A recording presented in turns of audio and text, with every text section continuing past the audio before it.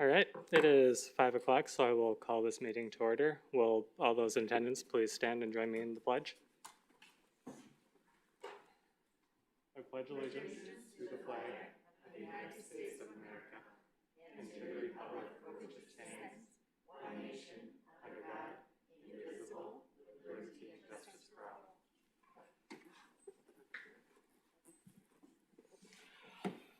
All right, then jumping into the roll call, Alder Ackley. Here. Alder Flicky-Paneski. Here. Alder Perella. Here. Alder Feldy.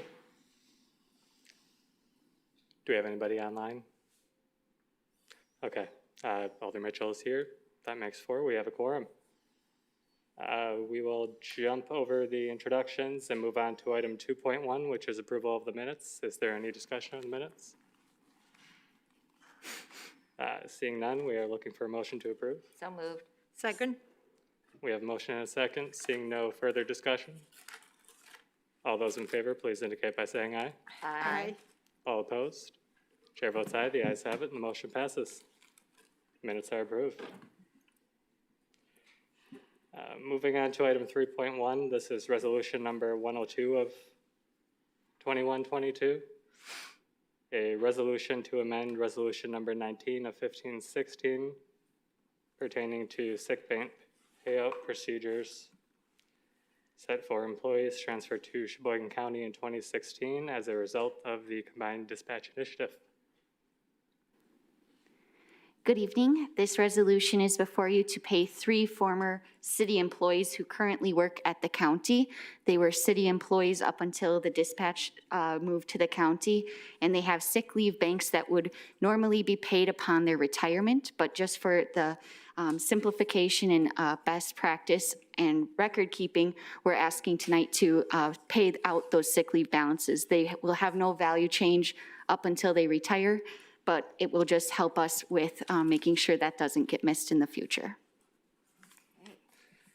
Any questions or comments? Yes, one. Go ahead. So I'm very happy for them. I'm sure they will welcome this money, but I'm a little confused about there is on the actual resolution, there is the amount of 29,000, etc. What is that balance? That is actually just the balance of the expenditure line that it's coming from. So the total amount we're paying out is $9,800, but it's coming from a budget line that has $29,000 available. And what is the rest of that money for? So that is for retiree payouts from the police department. Okay. Thank you. I have a question. Alder Flicky-Paneski. When it gets paid out, it's paid out as regular income to these people? They will get a W-2, and it is Okay. taxable income, yes. Okay, thank you. Any other questions or comments? If not, we are looking for a motion to approve. So moved. Second. All right, we have a motion and a second then. Seeing no further discussion, all those in favor? Aye. All opposed?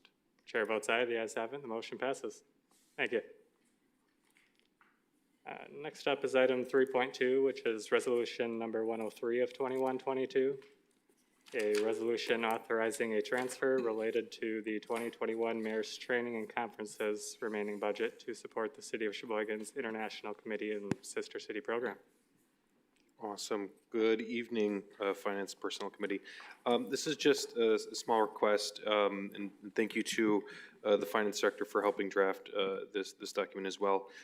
Since COVID is still around, and due to the transition as well in the mayor's position, there's approximately $4,600 left in the mayor's training and travel conference account. And at the end of the year, those will no longer be in the mayor's budget. They'll be rolled over into the general fund, I believe. So just in the spirit and the purpose of the funds, I felt it was similar enough that the transfer could be put to the mayor's international committee special fund. Primarily the purpose is that hopefully the mayor's international committee will be traveling to Germany, to our sister city next year. And that this would provide some support for that as well too. So, Thank you. Any questions or comments from committee members? Mother Perrella? I think you, Mr. Mayor, you already answered my question, just to understand. So the funds for the training would not roll out in the same item for next year? That's correct. They won't. Okay, thank you. Any other questions? Seeing none, then we are looking for a motion to approve. So move. Second. All right, we have a motion and a second. Seeing no further discussion, all in favor? Aye. Aye. All opposed? Chair votes aye. The ayes have it. The Awesome. motion Thank you. passes. Thank you, Mayor.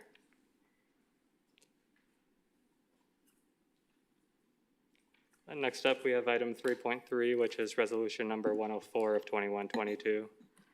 A resolution rescinding the 2019 real estate tax for the parcel listed on the agenda and authorizing the issuance of a refund for excess property tax paid on parcel, again, listed on the agenda, to St. Nicholas Hospital Sisters of St. Francis. Hello again. The resolution before you is to refund St. Nicholas Hospital for an assessing error that occurred on their parcel. There was a section of the property that was deemed tax exempt. We did collect these taxes, and now we are refunding them based on their new status of tax exempt. We have approval from the state to charge back the other taxing jurisdictions, so we will get money back from the county, the school district, and Lake Shore Technical College as well. Questions or comments? Alder Flick-Padaski? I thought I understood it until the chargeback. We get the whole dollar amount? We reimburse the whole dollar amount? Yes, the city is in charge of giving St. Nicholas all of their money back, Okay. and then the other taxing jurisdictions refund us So- their portion. Okay, so about 2/3 of it come back to us. Correct. Thank you. Any other questions or comments? Was that a question, Alder Perrella? No. Okay. In that case, we are looking for a motion to approve. So moved. Second. All right, we have a motion and a second, then seeing no further discussion. All in favor? Aye. All opposed? Chair votes aye. The ayes have it, and the motion passes. Thank you. And that brings us to 3.4, which is resolution number 105 of 2122. A resolution revising the fee schedule for the Sheboygan Fire Department's ambulance service. Thank you, Chair, committee members. With me is Battalion Chief Mike Lubert, who oversees our Emergency Medical Services Division of the Fire Department. As you're aware, we began our ambulance service, providing ambulance service here at the city in 2008.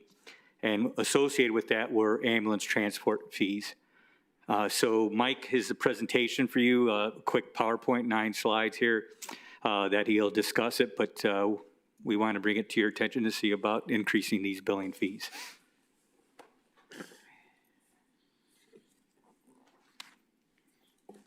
Committee members, thank you. As the chief said, my name is Mike Lubert. I'm the battalion chief that oversees the EMS here.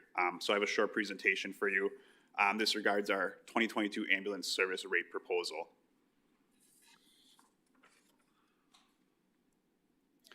So the Sheboygan Fire Department, we're proposing an increase in our ambulance billing rates to be effective January 1st of 2022.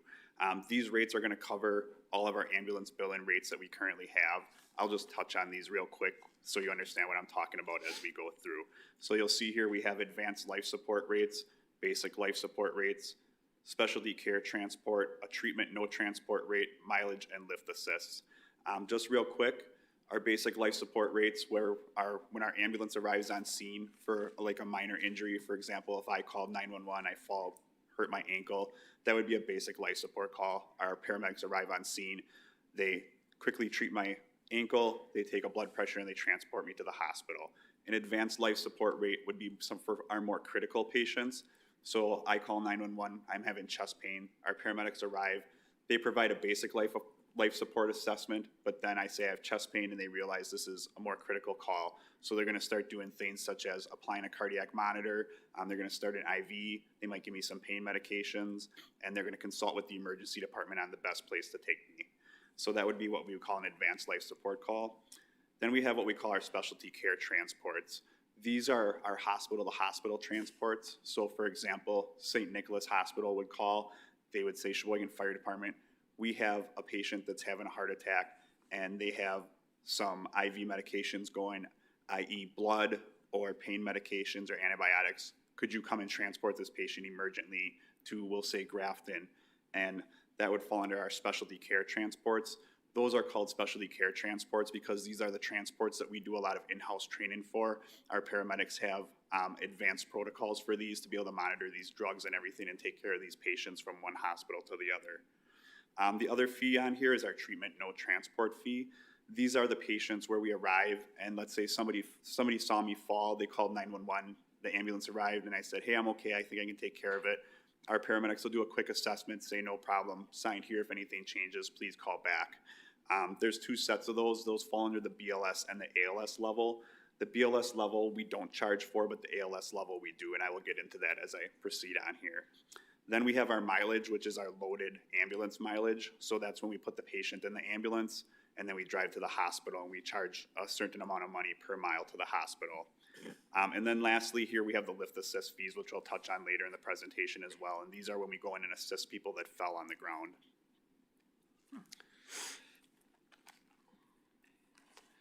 So as I stated earlier, the Sheboygan Fire Department, we're proposing a rate increase for the year 2008. For the year 2022. Our rates have not increased since the year 2008. This is going to bring us up to industry standards. Some of the reasons for this are since 2008, we've seen an increase in call volume. We've gone from roughly 2,600 EMS calls or ambulance calls to about 4,200 last year. We've seen an increase in our supplies, our supply costs. Let's get this up here for you right away. As you can see, in 2009, our supply costs were roughly $50,000. In 19, they're $70,000. In 2021, I think we're right around $76,000. Our equipment maintenance, our ambulances, our equipment are running right around 13 years old to 14 years old. It's also time that we need to start replacing some of the things such as cables for our cardiac monitors, our longboards, some of our splinting equipment, and things like that. And we've also seen fuel increases since 2008 as well. In 2009, they were $7,700.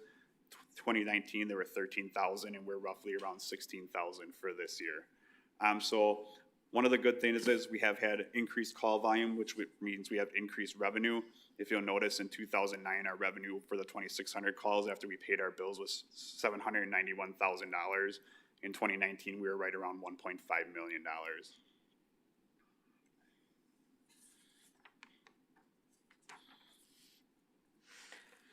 So this is just an example of our current ambulance billing rates. As you'll see here, we have them kind of laid out. There's advanced life support. We have what we call an advanced life support 2 rate, which would be a critical call, but these are like really critical calls, so like a cardiac arrest. We have a basic life support rate, our specialty care transport rate, and our treatment no transport rate.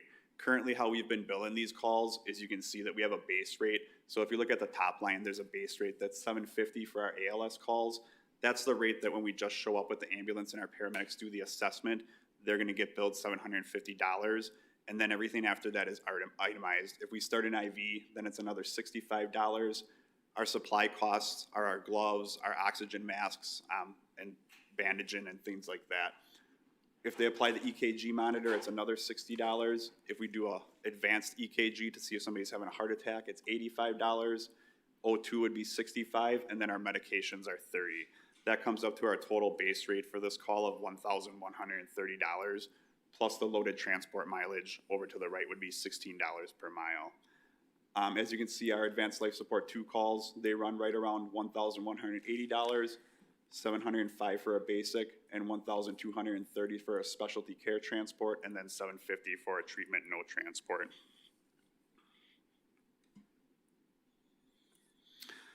So just kind of to recap how our billing currently works, the ambulance arrives on scene, I call, I say I have chest pain, they're gonna do advanced cardiac life support assessment, that's a $750 charge. Our paramedics decide that we need to start an IV on this patient because we're gonna administer some medications later on, that's gonna be another $65. Then we get back to our supplies, which is our gloves, our oxygen masks, bandaging, $75. Our cardiac monitoring plus our EKG for this chest pain patient is $60 plus $85. Our oxygen is $65. And then any medications we might administer gets a base fee of $30. And then we have that loaded $16 per mile transport. So that's currently how we do our current billing. It's all itemized billing. As we kind of looked at what the standards were across departments that were comparable throughout the state of Wisconsin to our size city and the amount of calls that we provide to the citizens of Sheboygan and discussing with our billing company, really the industry standard is nobody itemizes anymore. We just do a collective fee or a bundled package. So we kind of look at what the average of our ALS calls is, the average of our BLS calls is, and then we come up with a rate for that. So we kind of looked at what our fees were, we came up with that rate, and then we compared it to what the averages were across the state. So as you can see for the similar calls, these are the averages with comparables around the state. And we also looked at Orange Cross as well, since they're they're our neighbors next door also providing service. We wanted to be in line with them.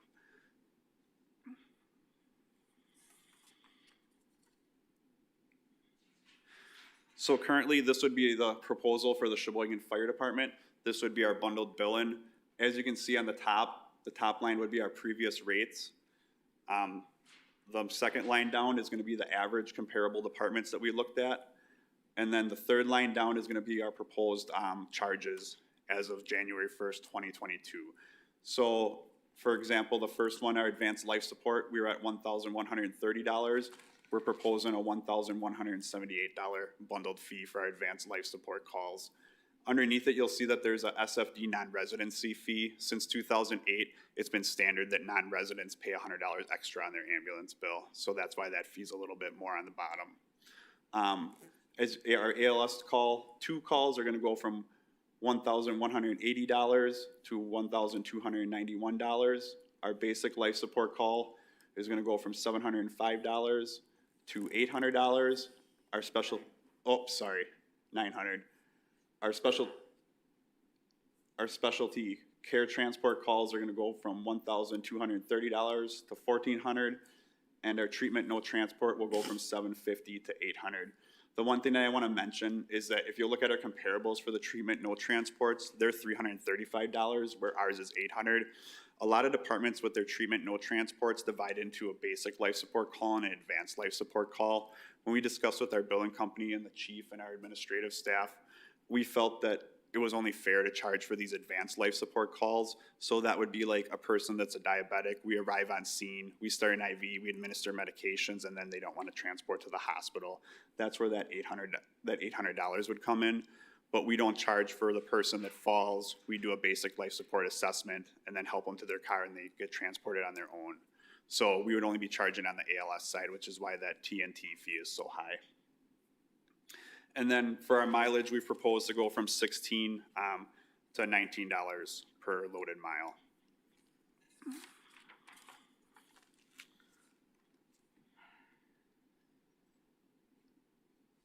So lastly, the new thing that we want to add is our lift assist fee schedule here. We're proposing this due to some, we've had some abuse of the system. So one of the things that we do is we have a lot of repeat callers. When you call 911, somebody might fall out of bed, or a lot of times we have nursing homes where patients fall down and then the staff can't pick them up. So then we will go there and assist them either back into their bed or back into their room and help the staff out. So how we propose our lift assist fee schedule is the first 3 would be free, and then after that, incidents 4, 5, and 6, you would get a $50 charge per incident. 7, 8, and 9, there would be a $100 charge per assistance, and anything after 10 would be $150. This would be on a rolling calendar year, so we would just continuously turn it over from the first call to the next. And the reason we did these is we kind of looked at, as you can see here, our historical lift assists. In 2018, we did 134. In 19, we did 131. But now in 2020, we've done 211. And in 2021, we've done 256. So to give you a little bit of background, most people that call for our services for these might call once or twice and we go there and help them up. We also try to provide them with a route to maybe getting some help inside their home or residence, either through Health and Human Services or the Aging and Disabilities Center. But we do have some residents that call quite a bit more, or some facilities that call quite a bit more, where we might be there 18 or 25 times, and they don't want to let us help them on the other end. And when we looked at why we might want to charge for these fees, is there's really a cost to doing these. We take an ambulance or a fire truck out of service with 3 or 4 guys to go and lift these to help patients back into their beds or help the nursing home staff. And that might be a time when we have to dispatch a farther rig to another more critical call down the road. So we realize that this is part of the service we provide the community, and I think it's essential that we keep doing it. But I also think at some point, as we continue to try to help the citizens and stuff like that, that if we can't, then we need to start charging for these, as it just gets to be continued cost, as in fuel and wear and tear on our rigs and our personnel. Did you have anything you wanted to add to that, Chief? No.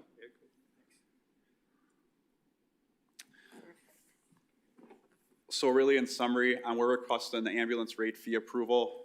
We haven't seen the adjustments since 2008, and we'd like to have the adjustments raised as January 1st of 2022.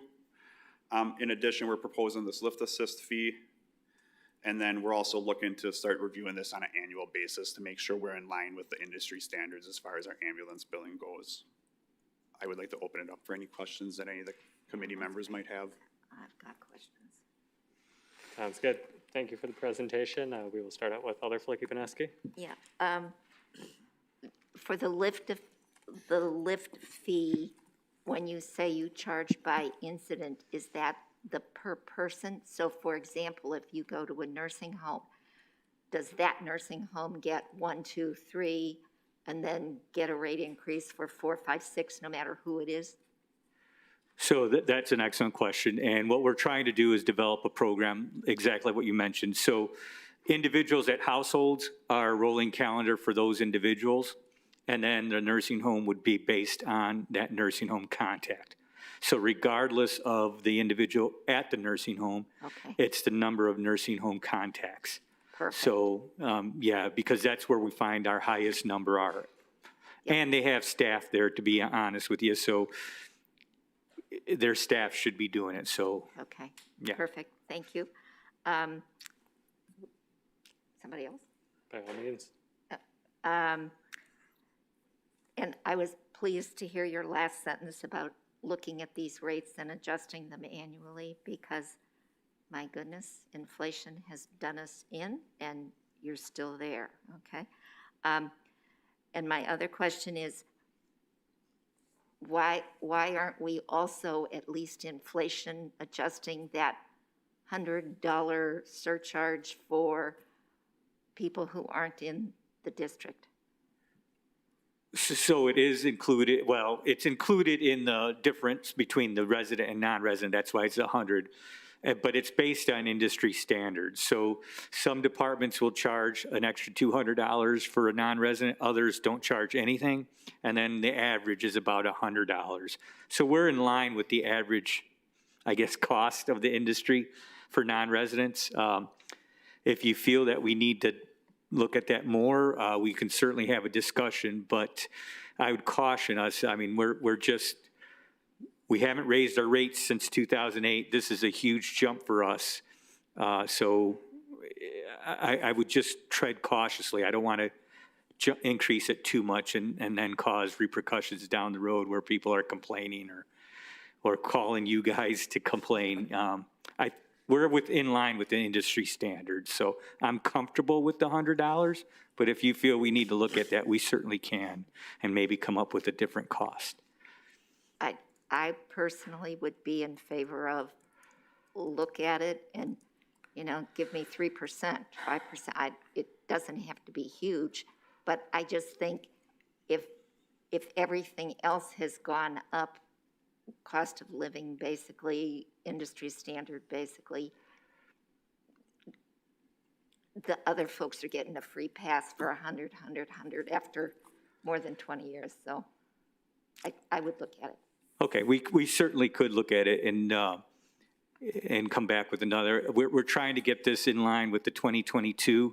So if you want us to come back to another meeting with another cost, then, we won't have it for 2022. So we could look at it if you're okay with it for the 2022 re-annual, visit, and increase it then and see where the industry standards are there, and we can increase our $100 to a higher number. So what you're suggesting is we go with the 100 now because of the time frame, and then next year you increase that?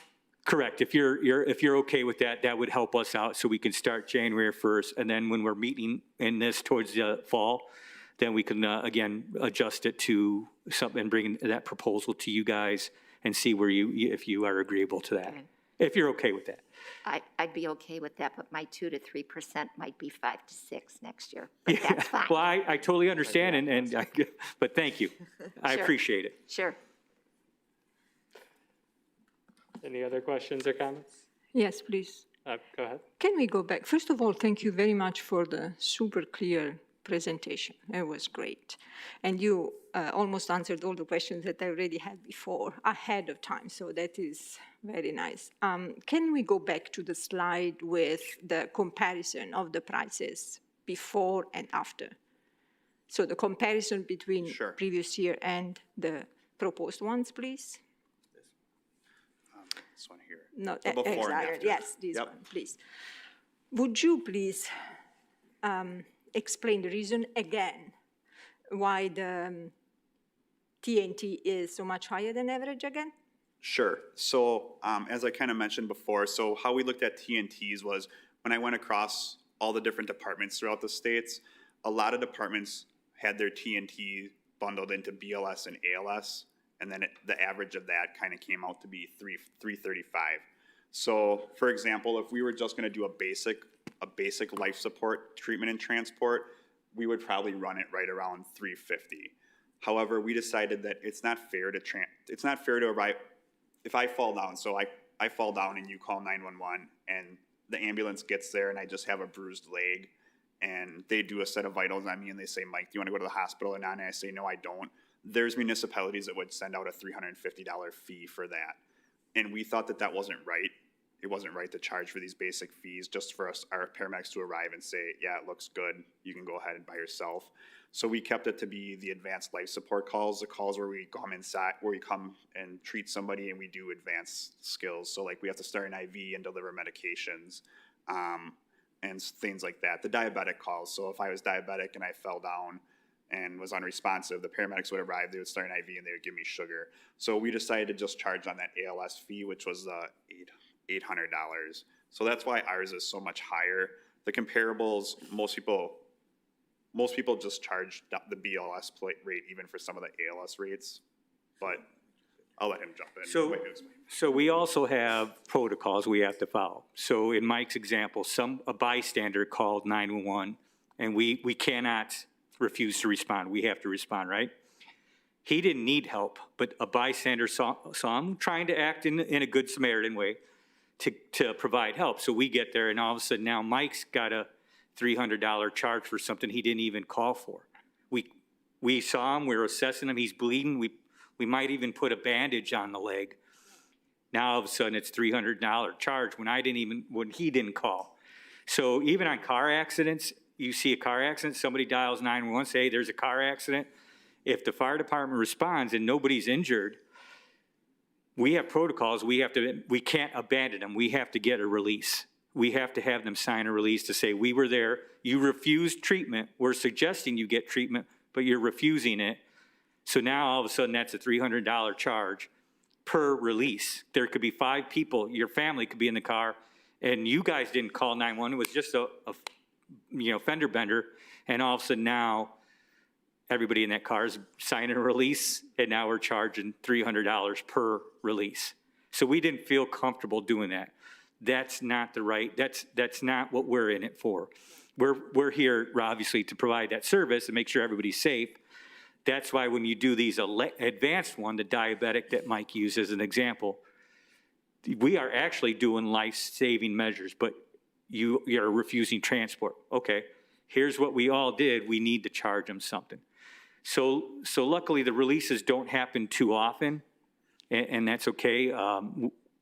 It is normal. It is normal. We didn't want to charge because you didn't call 911 and your family's with you, and all of a sudden now you're signing a release and all your kids or your family members or friends in that vehicle are getting charged $300 for a Good Samaritan calling on your behalf. So it's almost like a double-edged sword, if you know what I mean. Does that make sense? Can we have that slide again, please? Another, if I could, just one more thing to bring in. So I did all the research on the ambulance fees and talking with all the different departments and the billing companies. When I went through this whole treatment and transport thing, it did catch my eye how low it was. When I discussed with other departments in our billing company, there wasn't a ton of comparables with the TNT fees. And the billing company kind of suggested even this TNT fee was very low, this average at $335. It wouldn't cover our costs for when we go to the advanced life support patients. So that was one reason why our fee also was a little bit higher as well for those.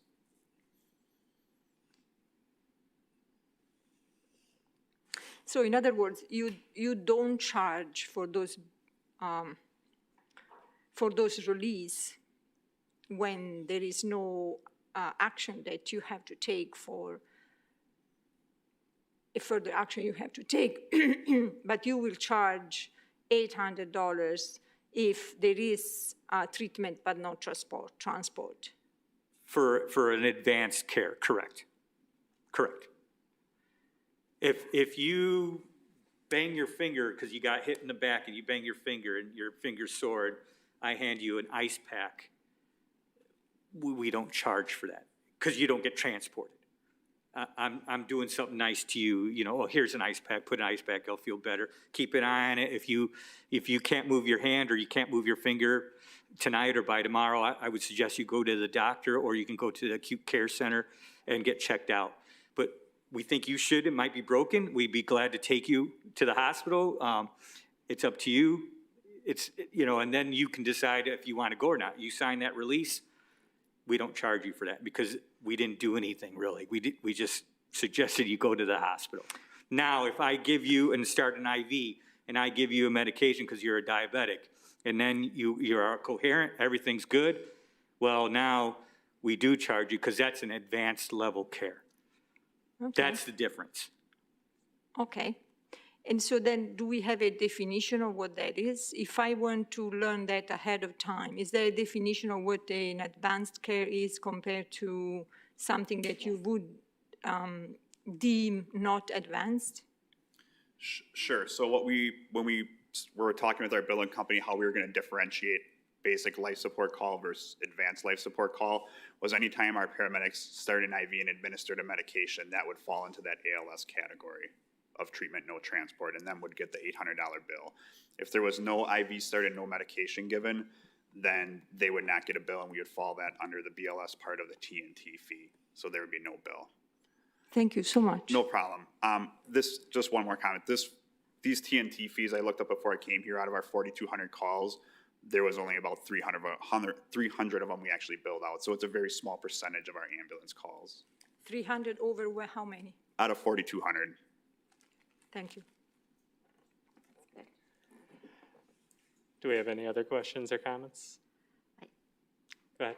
I'd just like to comment, thank you for the details. I do appreciate them. Unofficially seconded. Thank you, guys. Seeing no further discussion then, we are looking for a motion to approve. So moved. We have a motion. Do we have a second? Second. All right, we have a motion and a second then. Seeing no further discussion other than, would you guys mind emailing us a copy of the presentation that you gave? Your Just- slide presentation. For reference after in case we have questions. I'm sorry, Trey, I didn't hear you. Email. Would you mind emailing us a copy of the presentation Oh, that absolutely. you went through? Absolutely, my apologies, yeah. And then we will reevaluate the fee next year, like we said, so thank you. Thank you. Perfect. Thank you very much.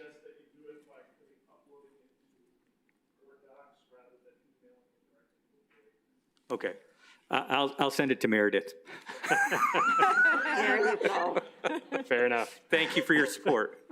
Thank you. All right, I believe we have a motion and a second then, and seeing no further discussion, all those in favor? Aye. All opposed? Chair votes aye. The ayes have it and the motion passes. Thank you. As soon as I get my board docs back. Uh-huh. I had a hard time too. I would really like to blame the software, but I'd most certainly just close the tab. Thank you. You're welcome. All right, last up then, we have item 3.5, which is a direct referral and resolution number 113 of 2122, a resolution authorizing the expenditure of American Rescue Plan Act funds to address the room tax revenue losses experienced during 2020 compared to the baseline 2019 amounts. Thank you. You're welcome. Thank you, Chair. So the committee has seen this before, but in order to make the necessary transfer, the last resolution that the committee and the council approved was the intent to spend the funds this way, and this is the authorization to send the funds this way. So in the IFC, it shows a chart of where the calculations came from in the ARPA dollar, in the American Rescue Plan dollars. Requirements is to compare to the 2019 baseline. So the difference between 2020 and 2019 is this 563,000 total. So by statute, 70% of the room tax dollars goes to the Sheboygan Area Room Tax Commission, which then forwards it to Visit Sheboygan, and the city retains the 30%. So this resolution would authorize the finance department to send those funds to the commission and then transfer the ARPA funds from the ARPA fund to the city's tourism fund for our portion of it. So if there's any questions, I'm happy to answer it, but it's kind of laid out as such that the Department of Treasury is allowing us to capture revenue losses due to COVID. So last time we said we were going to do this, now we are doing what we said we are going to do. Correct. All right. I think sorry, Chair, I think the other piece of it is that the city has an agreement with Visit Sheboygan that they would reimburse the city for room tax losses related to the debt service on the conference center. So there was a number of years where the conference center, the hotel's the Blue Harbor's room tax was captured to pay the debt to build the conference center, which is city owned. And there was years where there wasn't enough room tax to do so. So the tune of about $749,000 was advanced from the general fund to the debt service fund to make the debt service payment. In order to recoup those costs, the city entered into an agreement between the city and Visit Sheboygan that after they received the room tax dollars, over a course of a 5 to 7 year period, they would pay back the city roughly $100,000 to $125,000 to get to that total of $749,000 or whatever that total was. So the plan for Visit Sheboygan after they receive this money is to pay the committee deferred last year's payment because of COVID and the deduction in losses from room tax. So the Visit Sheboygan is intending to pay last year's payment and this year's payment. So when we give them $363,000, they'll reimburse us back $200,000, which is those two payments, last year's and this year's payments. So it's a benefit for us. Fair enough. Yes, I understand. Questions or comments? Other Flicky Paneski? Yes. I have spoken with the Visit Sheboygan. Does the council, we have so many new council members, do you automatically, does Visit Sheboygan automatically come and give us a presentation about what they do, how they do it? When can we do that? Typically in the spring of the year when the state releases the tourism numbers for the previous year. So in the spring, the state adds everything up and tells Correct. them what They they've done? The state reports out what the visitor spending was by the counties, and then at that time, the Visit Sheboygan typically makes a presentation on those numbers as well as the year ahead as to where they'll be spending their money. Doesn't the state get those numbers from us? to report back? No, we don't track visitor spending. We track room tax, but we do not track visitor spending. Visitor spending is through sales tax. Perfect, thank you. Okay, so we can expect a presentation sometime in the spring. That is correct. Thank you. Any other questions or comments? Seeing none, then we are looking for a motion to approve. So moved. Second? All right, we have a motion and a second. Seeing no further discussion. All in favor? Aye. Aye. All opposed? Chair votes aye. The ayes have it, and the motion passes. Thank you. As of now, our next meeting is tentatively on December 28th, moving from Monday, December 27th, due to City Hall, I believe, being closed on the 27th. And with that, we have reached the end of our agenda. Item 5.1, we are looking for a motion to adjourn. So moved.